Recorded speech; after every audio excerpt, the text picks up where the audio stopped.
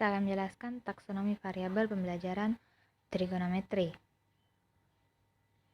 Nah, menurut Regel itu ada 3. Yang pertama kondisi pembelajaran, yang kedua metode pembelajaran, dan yang ketiga hasil belajar, yaitu materi trigonometri. Trigonometri yaitu cabang ilmu matematika yang berhubungan dengan sudut segitiga dan fungsi trigonometrik. Nah, menurut KBBI tahun 2012, trigonometri dapat kita artikan sebagai ilmu ukur mengenai sudut dan sempadan segitiga.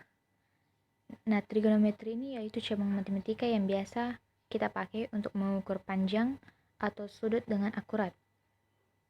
Nah, trigonometri ini juga merupakan salah satu materi yang paling penting yang harus kita pelajari berdasarkan Peraturan Menteri Pendidikan Nasional RI Nomor 23 Tahun 2006 menetapkan bahwa salah satu komponen standar kompetensi lulusan yaitu memahami rumus sinus kosinus pada jumlah dan selisih dua sudut, rumus jumlah dan selisih sinus dan kosinus, serta menggunakannya dalam pemecahan masalah. Nah, sedangkan kemampuan pemahaman matematis sangat diperlukan untuk dapat menguasai materi ini. Nah, taksonomi variabel yang pertama yaitu kondisi pembelajaran. Kondisi pembelajaran terdiri dari 3. Nah, yang pertama yaitu tujuan dan karakteristik bidang studi. Dengan menggunakan identitas trigonometri, dalam penyelesaiannya dapat membuktikan identitas trigonometri sederhana dengan menggunakan rumus hubungan antara perbandingan trigonometri, dan juga dapat memahami hubungan antara koordinat kutub dan koordinat kartesius suatu titik. Nah, yang kedua yaitu kendala atau hambatan dan karakteristik bidang studi. Ya, di mana hambatannya itu bervariasi pada setiap siswa, tetapi tidak jarang hambatan tersebut bersifat umum. Nah, apabila siswa dapat mempelajari suatu materi pembelajaran dan mengalami kesulitan di beberapa bagian, kesulitan itu pun hampir sama dengan yang dihadapi atau yang dialami oleh siswa lainnya. Walaupun hanya satu kesulitan yang sama, nah misalnya dalam mempelajari materi rumus-rumus trigonometri, seorang siswa kesulitan dalam menghubungkan keterangan soal dengan konsep perbandingan trigonometri pada segitiga siku-siku. Nah, kesulitan dapat dalam menyelesaikan perhitungan pada bilangan akar dan yang lainnya. Nah, kesulitan tersebut juga dialami oleh sebagian besar siswa, sehingga kesulitan yang dihadapi bersifat sama pada setiap anak.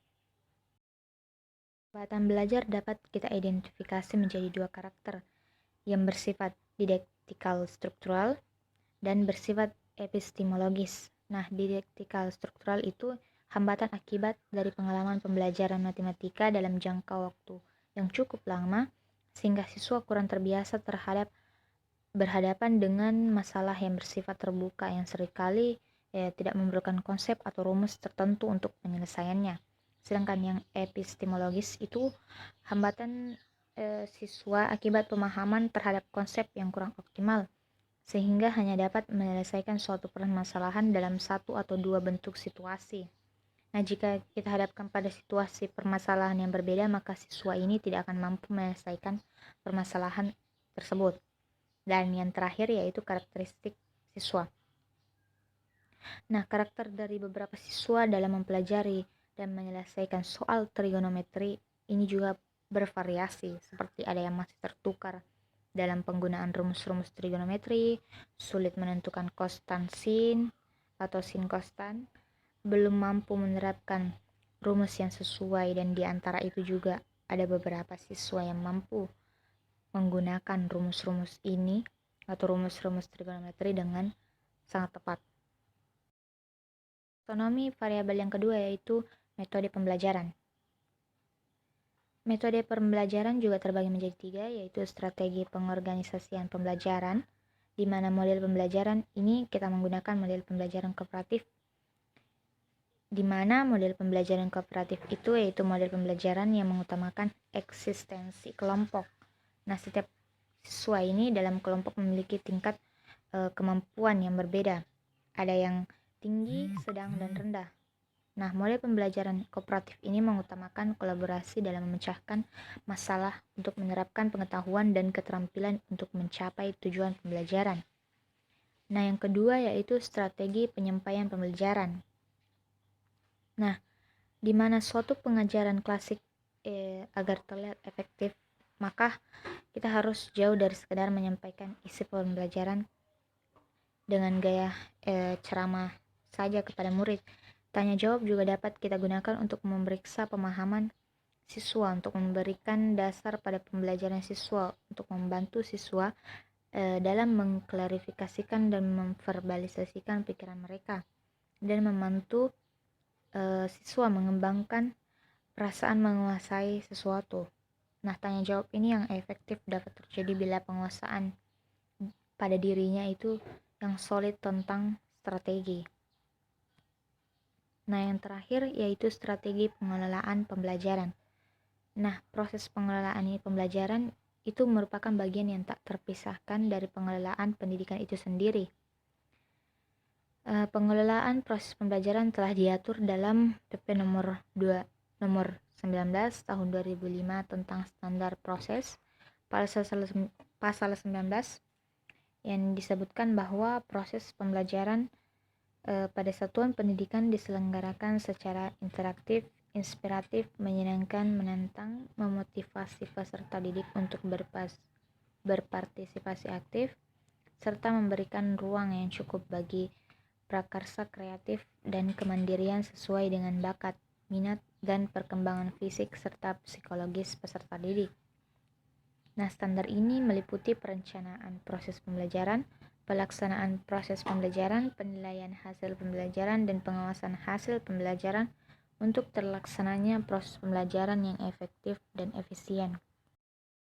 Ekonomi variabel pembelajaran yang ketiga yaitu hasil dari pembelajaran ini.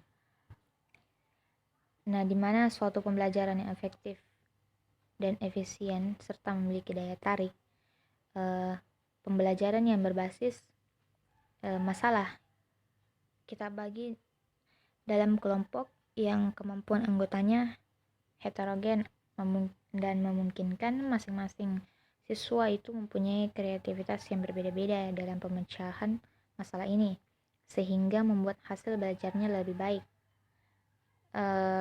Hal ini biasa sesuai dengan pendapat Lee yang menyatakan bahwa kelompok heterogen itu memberi kesempatan untuk saling mengajar dan saling mendukung. Nah, pembagian kelompok membuat siswa berinteraksi dengan siswa yang lainnya, sehingga kemampuan kognitifnya itu bisa meningkat. Hal ini biasa sesuai dengan Vygotsky, yaitu interaksi individu sosial merupakan faktor yang paling terpenting untuk mendorong atau memicu perkembangan kognitif dari seseorang. Nah, dari hasil pembelajaran ini pula terdapat beberapa siswa yang dapat melakukannya dengan baik dan dapat meningkatkan hasil belajar dari siswa. Namun ada pula yang memiliki kekurangan seperti dalam sebuah kelompok yang hanya beberapa siswa yang biasa dikatakan pintar maupun rajin yang mengerjakannya.